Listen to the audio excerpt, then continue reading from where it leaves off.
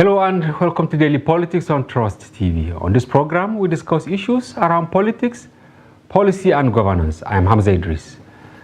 Nigeria currently has 18 registered political parties. Notable among them are the ruling All Progressives Congress and the main opposition People's Democratic Party.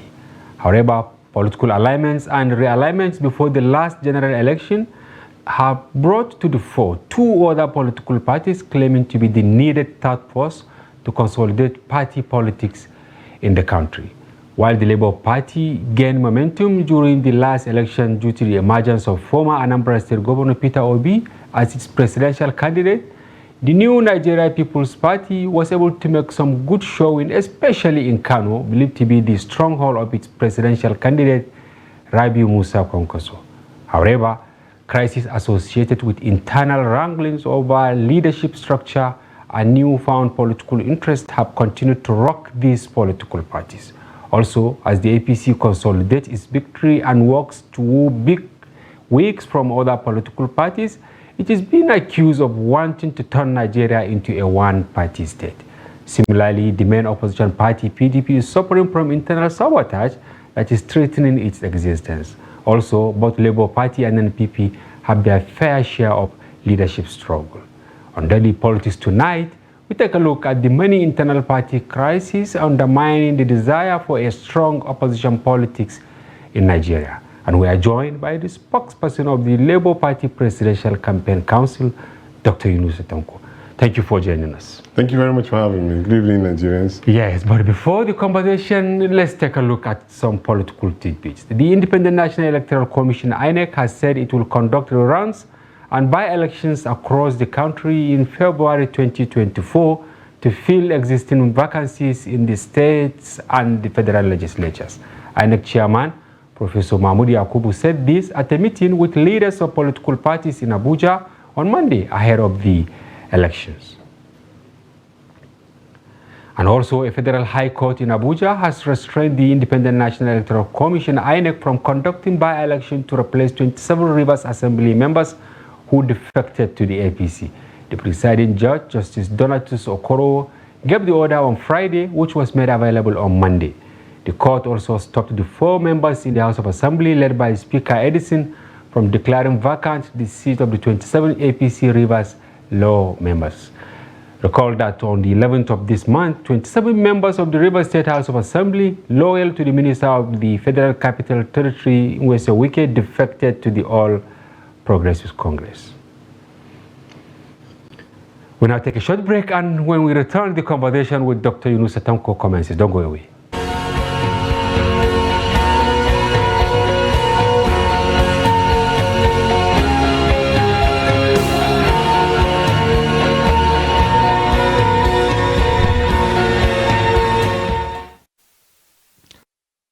Yes, Doctor, once again, welcome to the program. Thank you very much for having me. Post-election crisis rocking almost all the political parties. We only narrowed our, periscope to 4, yes, without prejudice to the remaining 16, right? Because we have 18. Why are political parties not getting it right in Nigeria? Okay, starting from your intro. Yes.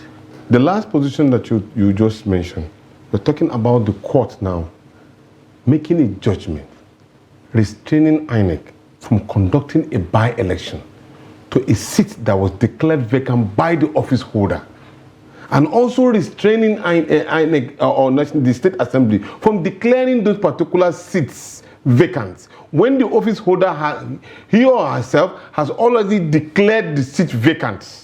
Now, these are some of the things that cause problem within our electoral system. Now, you went to a public, you canvassed for the vote, signing the social contract within you and the people that I belong to Party A. I sell the manifesto of that party to you. While I said the manifesto of that party, you believed in my manifesto and you voted for me.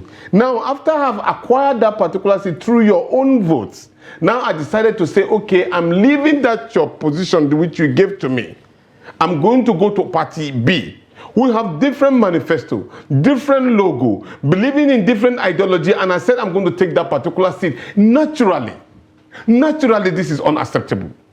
No one talk about the kind of disdain in which you held the people.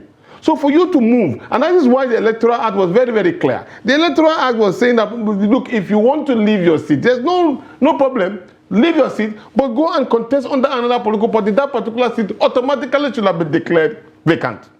These are the kind of things that makes the political party look as if they are not in existence anymore, because our laws are so weak. So the question I want to ask is this: are our laws actually doing additional, enhancing our democracy, or degrading the democracy? Is it not in the area of interpreting the law that we are having issues? Because the Electoral Act, as you rightly said, is clear. Once you defect without cogent reason, automatically you lose your seat. Yes. But here is a court saying that you can't go ahead with that. I mean, I find it so appalling. So the question, what defines a cogent reason? What is the cogent reason for you leaving that political party? Is the party in crisis? Not at all. The party has given you the ticket and the people have voted for you. Now you just decided one day and say, no, I'm no more a member of that particular party. You've already sold that particular integrity that the party has given to you. It's totally unacceptable.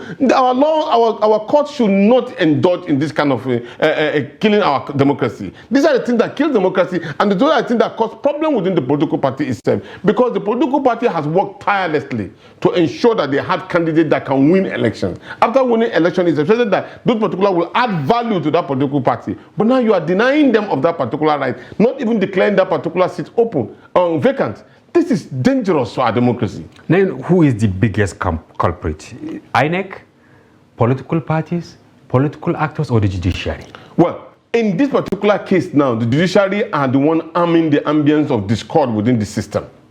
Because unfortunately, we have the laws ought to have been interpreted in the interest of the people, protecting the democracy at will. But now what we are seeing is that they are arming the negative democracy in the system, because they turn the laws upside down, because they have the key to the law. They know the plus and minuses within the law, and so they are turning it upside down to the interest of probably whoever must have brought the case to their own table. This is wrong, completely wrong. And when you look at it, the crisis in Rivers State only added to existing myriad of problems in the polity. Exactly. You see, majorly, I would have preferred a situation where our election is done and dusted at the polling unit. And that is the reason why there must be a concrete reform. This reform may have to deal into our constitution entirely. The constitution is faulty in certain regards because it gives room for lacuna for manipulation. Once we cannot go back and rearrange and re-agree on our constitution, we will continue to have problems. I give you an example. Where the appointment of INEC chairman itself does not in any way give room for the president, whoever is elected, possibly even if I am elected as the president of the Federal Republic of Nigeria, of course, I will try to protect that particular seat by making sure I bring in my own crony who will respect what my interests are. But the constitution does not protect the person in position of power, that is the INEC chairman. He's not protected at all, because the person that is as a president can easily take him and out at a particular time. You may say the tenure of office. No, there are other ways in which he can deal with the chairman of INEC, and then he will be completely useless. So we must find a way of going back to Justice Mohammed Wade's report that give clarity as regard to appointment of INEC chairman. INEC chairman can only be appointed in this particular proposal that you publicize the position when the time of tenure is due. When you publicize it, at least 3 persons will be handpicked by the Council of Judicial Council. Those ones will now then they will now recommend for the president to choose. So the president does not even know whoever he or she is, even when he's appointing. And then when they appoint now, the person will be taken into position, and then the most important thing is the funding, isn't it? The funding of INEC should be taken to the Consolidated Revenue Fund. People have argued that what is a Consolidated Revenue Fund? It's direct access to the budget in which where funding could be given, it will be given just like it's been given to state First time charge. Without recourse to anyone. At all. Now, almost all political parties, including yours, yes, the Labour Party, yes, they are finding it difficult to actually survive. Yes. Where is the problem? Because the laws are serving the interests of people who are interested in manipulating the system. In Labour Party, for instance, who is causing the trouble? Is it Lamidi Apapa or Peter Obi or you, the spokesperson? Let me give you an example. Let me clear something for you. Yes. Go through those particular cases. It might even accuse you, the media, because you gratify something you did not do investigative journalism on. And I repeat, because not at once did any court in the land affirm or say Lamidi Apapa is chairman of. But he has a substitute court judgment. What was the judgment? They said he's the chairman. No, there was one single one. The issue is this. That's why I said most of our media people are interested in creating sensational news so that they can sell probably whatever program they have. The major problem is that the Apapa-led creation. You don't want to say leadership? No, because it's not. Okay. I'm being factual. I'm not being sentimental here. Let me give it clarity. They accuse the existing chairman of forgery, not leadership. Forgery, that he has forged a particular one and then misappropriated certain fund of money. And so the court now said that that particular chairman should stay aside while they conduct investigation and possibly conduct an investigation before, so that he cannot interfere in the conduct. They did not say Lamidi Apapa as chairman. Go and confirm. So what did they do? They now came into the office, bugged the office, opened the office, and then now constituted an illegal NEC that now said that Apapa is the chairman. And they did not even form a quorum. There was no INEC to justify it in any way. So therefore, that particular position they put upon themselves was what is giving them. The case is clear. It's about the issue of forgery and misappropriation. But who is supporting them? Maybe with resources? Of course. We allege that it is the ruling party because we were strong. They are involved in that particular manipulation to ensure that they give, because one of the judges who happened to be the Attorney General of the Federation as of today was the lawyer to this particular Apapa group. And has that in any way affected the strength of the Labour? No, it makes us even popular because we were not talking about Labour Party before, but now here almost everybody is talking about Labour Party. We're on the lips of everybody. Now, you were the chairman of Inter-Party Advisory Council. Yes. Around 2050. You are the chairman. Today they are holding election. Yes. Will it produce anything? And I'm surprised that you are not there. No, I cannot be there because I am not the chairman of a political party anymore, and I've left my seat. And then so I don't belong to those particular class of leaders who, because you have been in that position, you now have a hidden twine under to control whoever is in the position. No, I have done my bit. It's now left for them to make their mistake and then achievement. So I have done mine, and the record shows what I have achieved. Up to today, my leadership as at that time is the only leadership that has the political party training center in Kuru. Plateau State. Yes. You know, IPAC naturally should be a rallying point of all political parties. Exactly. Is it really playing that role, calling political parties to order? That is why I said they have to account for their own tenure of office, whether they've been able to do good or not. Because I remember during our tenure, we were able to train all the national chairmen of political parties, the secretaries of the political parties, the treasurer of political parties, the legal advisor of political parties, even the organizing chairman, secretary of the political party, and it also went to the state level under our leadership. To do that. Yes. Just 2 days ago, there was this story alleging that the current or outgoing chairman of IPAC, Yaba Gisadi, that he should step aside and he should be prosecuted because in Kano State, they went there and replaced some candidates ahead of the National Assembly election, members of House of Reps, and then they declared them dead. So they took certificate of death to INEC. I don't know, why are leaders, it's an allegation of Yes. Yeah, we want to bring him here to defend himself. But why are leaders doing this? Is this not eroding the values of political parties? When you have personal interests superseding the integrity of your office, you fall into that particular situation. I had almost a tempting situation. Remember the issue of the funds being given for political party for contesting election 2015, when the money was actually supposed to be arms funds and all. Yeah.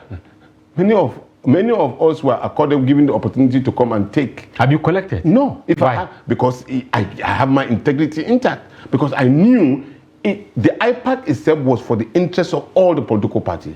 If I collect anything or on behalf of myself or my political party, that means that I have negated that particular integrity of the office to collapse everybody together. Remember, it was during our tenure that when INEC chairman usually speak before, the INEC chairman will speak to the congregation and everybody will disperse, no response. We raised up a matter and then we said that if the INEC chairman speaks, the next person that will speak will be the IPAC chairman in response. And that is the tradition that is there up to today. We ensure it. So it's your landmark? Yes, it is. It is one of our achievements because we were speaking from part of integrity. We wanted everybody. I visited the President of the Federal Republic of Nigeria in his office. And at that time, some of my colleagues were saying, please go there, announce that we'll adopt the president so that they will give us money. I didn't. And I told Mr. President, we will support you in the fight against insurgency collectively because we are fighting to defend the sovereignty of Nigeria. But as a political party, we will not because you are a candidate and so other political parties are candidates. Is it true, Dr. Tanko, yes, is it true that the APC is trying to form a one party? The Hausa adage says that Juma does not take care. So what did you see so far? What I'm saying is that already there is emasculation of the political parties, directly or indirectly. By who? By, of course, the ruling party. Interestingly, also using the judiciary as a weapon. Using the judiciary, you can see both the SDP has been affected, the Labour Party have been affected, the PDP has been affected negatively. They took about seats that were not ordinarily, this particular political party have won, and they justify it, legalizing illegality. And so continuously, there's a level of impunity that they are doing, and they don't care whatever anybody feels. And then they were making reference that PDP also did it. So if somebody had done something wrong, you assume that he has done something wrong. So it's a ticket for you to do the same thing. This is exactly, but what they are doing now is the highest level of impunity. And I remember with nostalgia, when they were about to go into this particular, they were using state resources. We were accusing the PDP of using state resources. Now they are using it more than even the PDP. They are even intimidating people. You are saying APC is worse off? Oh, it is. Oh, tell me, because the PDP has a little bit of shock, but the APC don't even care. If you are going to the gallows and you are going to go into a dungeon, they will even help you in pushing you into it, so that you will not stand in their way. Do you think the collection of the 17 other political parties should do something? And what is that thing that they should do to actually restore the power of the opposition? It's gone beyond them. Okay. It's gone beyond them because the level of decay in the system is gone beyond these 17 political parties. If they combine twice to face this cankerworm of the APC, they have left behind. The Nigerian people need to rise up. How? Because if they were being mobilized, there is going to be a position where we are continuously going to be calling for a constitutional reform. The Nigerian people should come out fully in support of that if they want a true democracy. We are going to be electoral reform. If they want a true democracy, they must come out en masse. Not that when they are going to do this sitting, majority of the Federal House of Representatives and National Assembly and state senators are all APC, and they don't care. I'll give you an example. How can you, as a president of the Federal Republic, at a point in time, you take me, maybe as your media aide, you now want to make me a commissioner in INEC. What do you expect me to go and do in that particular place? To go against you? I can never do that. And this was done openly. And they didn't care. And they're going to continue like that. You are budgeting money for Nigerian people where many of Nigerian people cannot eat 3 square meals. As we speak today, you are buying a yacht. We're talking about Nigerian people cannot even be able to move from point A to point B. You are buying Prado Jeep for your wife. At the same time now, as we're speaking now, they are sharing 104 billion naira to the state, to the National Assembly members, both Senate, House of Representatives. They are going to take it as their home take for Christmas. This is an allegation that is already in the public domain. So how do you expect that kind of government to care about somebody who is trying to look for masara and miyan kuka to eat in his house? They don't care. So can you say the poverty in the land is deliberately induced? Of course it is deliberately induced, because anybody who cares about his children, you have a house, you are a father of a house, you have your children are hungry, they need to eat. Would you continue to go outside and eat roasted fish and potatoes and all while your children are in hunger?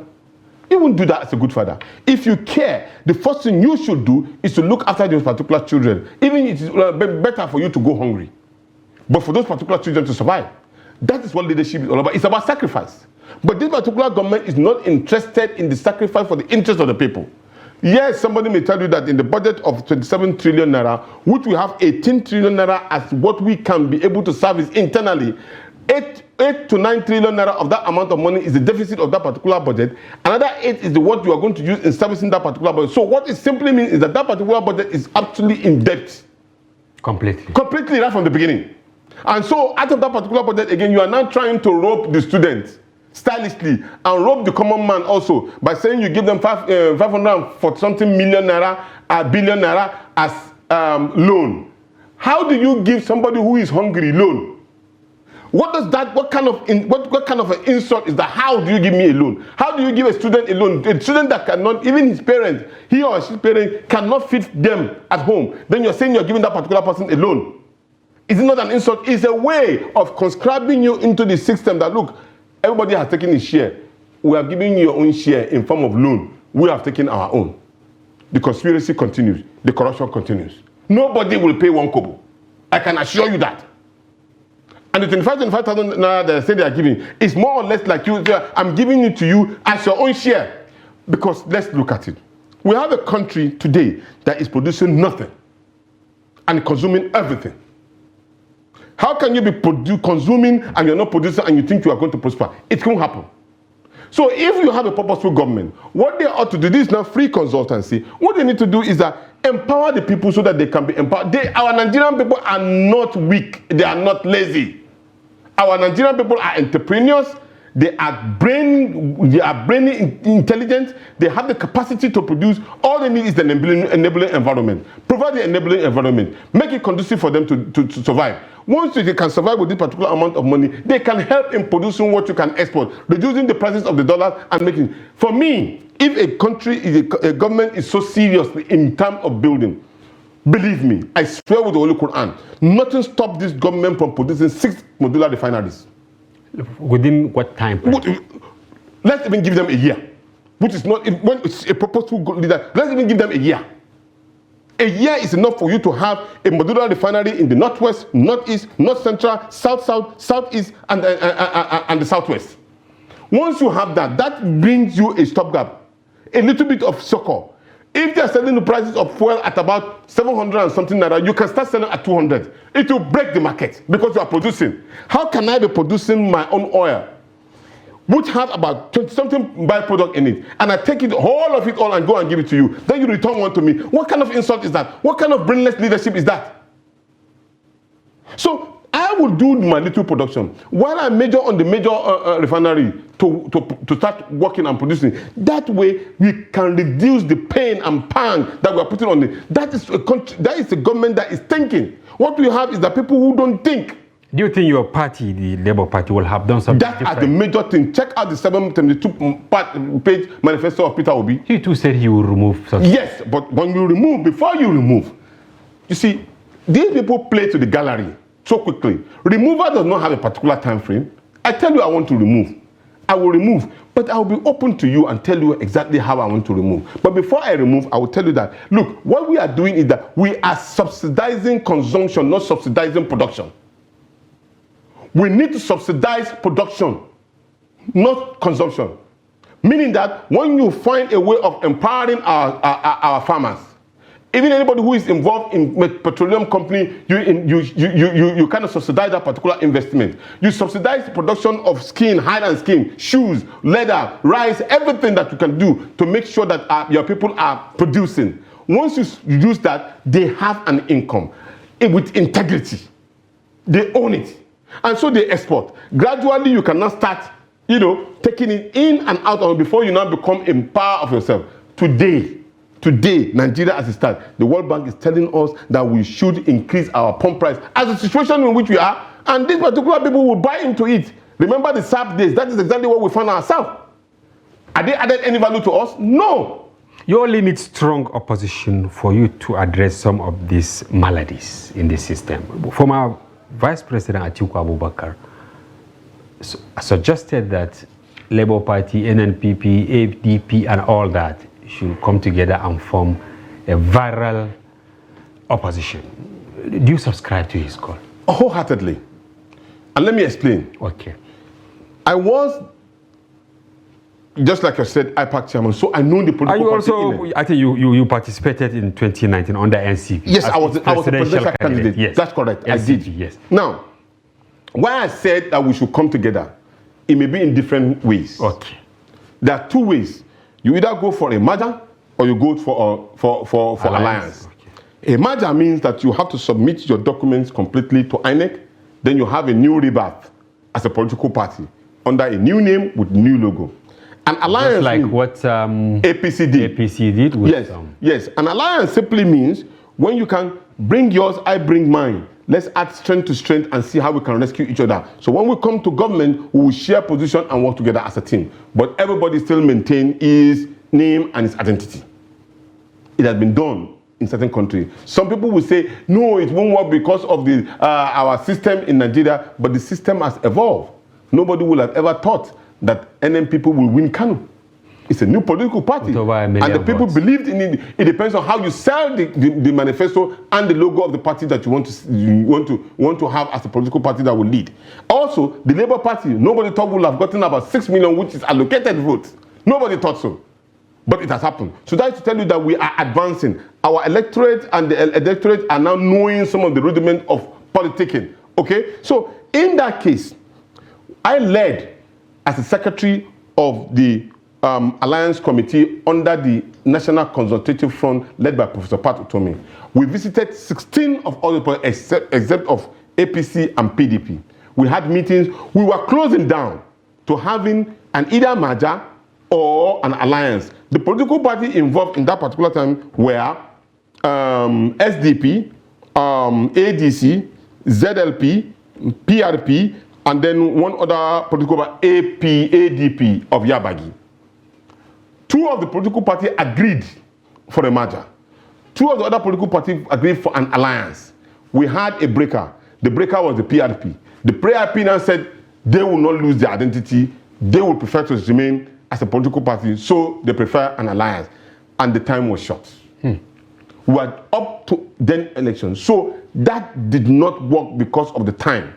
And even if we say we are going to go in a merger, we cannot, because before we get it done through the INEC, the time for election will have closed. So we were left in the quagmire, we are left hanging. The last minute what we want to adopt was ADC, who was going to give us the political party. We could have changed the name and all, then we would have worked together. But the ADC at the time, later on just decided not to. That was what gave birth to Labour Party. The Labour Party was calm and collective, and it belonged to the People's Political Party of the Nigerian workers and all of that. And Comrade Femi Falana, I must give that particular kudos to him, was one part of the people that mediated, and then we have the Labour Party agreeing to be the political party of the third force. And we pronounce so. Peter Obi joined us. You said votes were allocated to you. Yes. Is it not reflective of what you got? No, not at all. Not at all. And you know, if I was the one that said this is what Labour Party won in Lagos, you will have queried me. But it was the PDP themselves who came out and said Labour Party actually won 900 and something votes in Lagos, not the one that was allocated. Believe me, what you saw at the 2023 was a scientific rigging of allocation of votes. And I explained. People, like for example in Kano, it is very, very clear. If you do not want to set this country on fire, deny kwankwaso of winning Kano. So what they did was that they made sure that kwankwaso won that particular, or allocated that particular vote to him. But they made sure Labour Party didn't get 25%. They made sure. Allegedly. Yes, allegedly. They made sure they didn't get it. But take a look at where they have lost election. They ensure that they had 25%. All right, I wish we have more time. This is a scientific way of rigging. It was conscribed against the interest of the people. This does not help the democracy. For me, you could have won cleanly. So to round up the program now, because we are short of time, what advice will you give all the political parties? This should be in less than 1 minute. What I'm suggesting for us is to go out and seek for electoral reform and constitutional reform that is actionable, that is not booby trap, that does not give room for manipulation. Our election should be completely different from what the judiciary is. We should win and lose election at the polling unit and congratulate the other. If we get it correctly done, getting the Electoral Act and the Constitution done, an actionable plan being done, and then ensure that INEC is not under the apron of any president. All right, thank you very much. We'll take a short break now, and when we return, the conversation continues. Viewers, don't go away. We'll be back shortly. Hello and welcome to Creative Lounge on Trust TV. My name is Ahmed Mohammed Bello and I'm going to be taking you through my journey as an artist.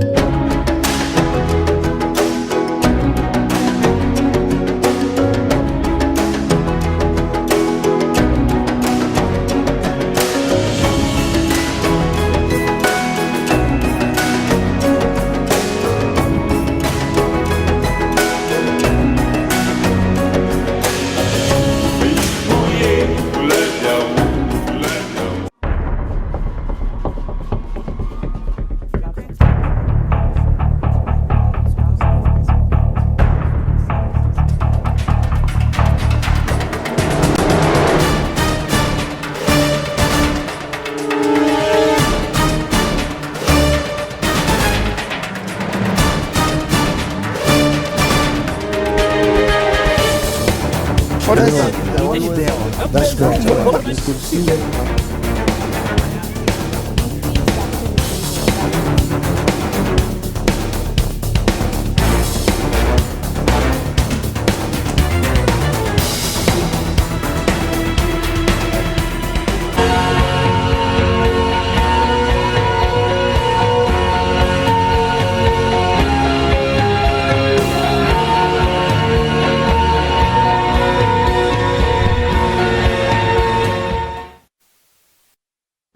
Welcome back. If you are just joining, this is Daily Politics on Trust TV. Do well to follow the conversation across our social platforms on Facebook, Instagram, and watch us live on YouTube. We still have in the studio Dr. Yunusa Tanko. Is the spokesperson of the Presidential Campaign Council of the Labour Party, former presidential candidate, former INPAC chairman. You wear so many caps. Why is it that political parties, even if they come out strong, you see them melting within a very short time? A very good example is the Labour Party. Because many Nigerians are saying if elections were to hold today, Labour Party will not make the good outing it made in 2020. I think they are even wrong, because the ruling party as of today are not even doing better. They are even doing worse. Considering the economic situation of this country, nobody will go out again and vote for APC. Considering the pain impact that they put people into, you may start accusing. In fact, we are even more spread. People will now say, had it been that we knew, this is the person we will have voted for. So the Labour Party would have even won more seats. If elections were to hold today? Yes, they will. Because, are you sure? Yes, I am sure. I'm saying this because, of course, when the Labour Party came, it has been there. But when Peter Obi, took the ticket, the momentum changed. Let me explain. Okay. You see, when he came, 12.5 million Nigerian youth voted, came in and registered as a political as members. Yes, of Labour Party. And for the first time in the history of our country, instead of people running out of the country, they were coming in to come and vote. Did you not observe that? There was no fear. They came in, they spend their own money to come in. Those who jackpot. Yeah, they jackpot. When they jackpot in, because of they wanted to vote.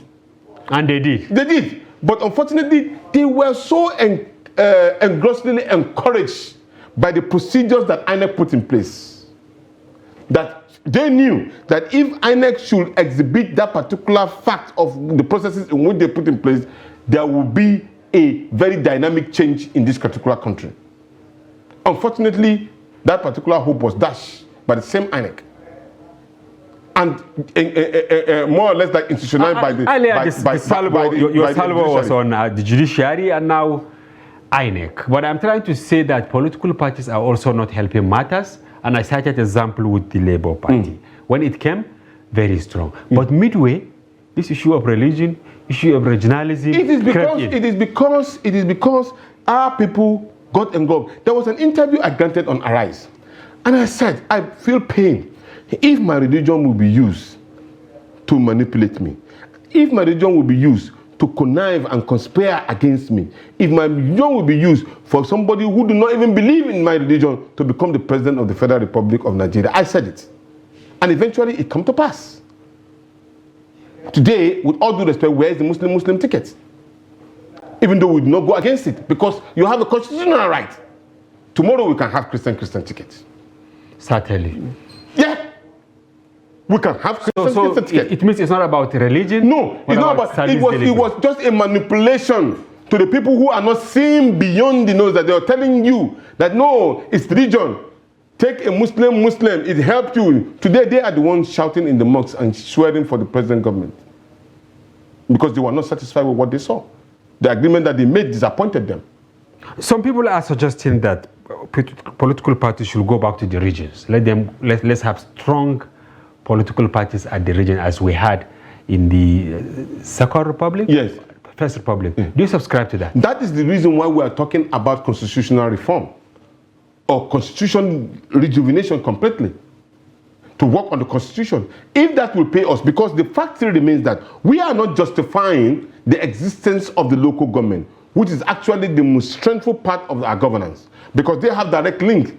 It may interest you to know, the local government are supposed to be the one in charge of school fees for the teachers, roads, water, sanitary, security. All of this is domiciled in the local government. But because we skewed it and we enhanced it using legal procedures to enhance and illegalize it, we took over those particular powers from the local government and handed it over to the state government, who now use that particular position to enrich themselves and their cronies, neglecting the local government and all. And that was exactly what caused our porosity in our wards and in locality, and then the issue of insecurity come in. Because the people in the local government were completely left in fallow. Nobody cares about them.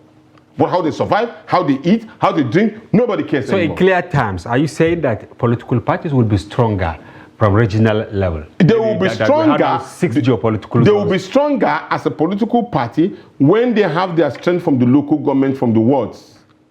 Individually, they can be. When you can easily, I decide to vote for a Labour Party candidate as a councillor, I'm not afraid that probably if it's the next door person is an APC member or the councillor in that other one with an NNPP person, as long as all of us are working towards a collective goal, enhancing that particular locality, we could have used a local government as a shining example if I won election and money was supposed to be given to that particular local government of Labour Party. For example, you give political party of Labour Party 10 billion naira, for example, for a local government, and the Labour Party, the same amount is being given to APC the next door. Then the Labour Party decided to use its own, making sure that the roads are constructed, teachers are being paid as a when due, there is food, there is security in that particular local government. The Labour Party now become competitive. So how can we now change all this? Because money politics is key now. If you have money, you can have any political party. Exactly. If you have money, you can manipulate yourself, you can buy talks. When you buy talks, you can prepare for judiciary. After judiciary, then you can now win election, use propaganda, using the media as propaganda and all. But we are straightforward here. No, yes. My brother, the level of our corruption has gone beyond anybody's single imagination. Then how can the political parties now navigate their way and go straight and serve as opposition? You see, you can only serve an opposition when there is a semblance of free and fair elections, so that the right candidate can come up. Wherein, for example, majorly the political party themselves are strangulated of funds. So how can they get funds now? At a point in time, as IPAC chairman, I advocated that political parties should be funded. People now go against it. They went against it and said, no, how can you have your mama and brother and sister as political party, and so when they allocated money to them, they only shared it within the family. I say it's because the laws are weak. But don't you think that issue of funding was dismissed because they rarely show any significant mileage during the election? But which one is more dangerous now? Is it the one that these particular people are taking directly with impunity in front of your eye, using it to strangulate you and not allowing you to breathe, and even joking with it at the National Assembly? But don't you think members should fund the political parties? That is how it's supposed to be done. Okay. But in every developed political party, developed democracy in the world, government funds give a statutory part of money. That still exists in other Of course, you can check in the United States of America. It happens. They have funding. Even the last election that was held by Obama, there was money being given to McCain, and Obama did not collect. You have an option. But the major important thing in this particular country is that the institutions are working. They do justice accordingly. For example, if you are being given X amount of money, the government will follow it and ensure that that particular money was used for the purpose in which you said it's going to be used for. And if you don't use it, you are arrested and you are jailed. The institutions are working. But in our country, the institutions are collaborating to corrupt the system. So, Dr. Yunusa, before we round up, APC, some functions are coming up. PDP already has it. Labour Party has functions. NNPP, all that. How can they solve this problem? Well, the solution to the problem is what I just earlier said, that all the institutions will be allowed to work. If, for example, I have just concluded giving you a chronological information as regard to what happened to the Labour Party. Yes. If the judiciary will have done its own bit, they will have insisted. Like now, here, with all due respect, I will give credence to INEC. I'm giving credence to INEC in regard to the issue of Labour Party. Yes. They never indulged themselves in apapa. At all? Not at all. You must give the credit to them. Are you now prescribing that they should do same for NNPP? And yes, because, of course, because you should make pronouncement as to real who is in charge of that political party. Once you make pronouncement, anybody that seems to be pronouncing himself what is correcting illegality and is becoming a nuisance to society, the police will arrest him, and that's the end of the matter. All right. Thank you very much, Dr. And you as president will not even have to know that this is a faction, this is a faction. That's why we brought you to now, give a way forward. Thank you very much, Dr. Yunusa Tanko. Thank you very much. Spokesperson, Labour Party Presidential Campaign Council. Thank you. Former presidential candidate of NCP, former chairman of IPAC, for your informed perspective in this Thank you very much, and God bless the Federal Republic of Nigeria. Viewers, that's a wrap on today's package. Join us tomorrow for another interesting edition. For now, bye-bye. I'm Hamza Idris.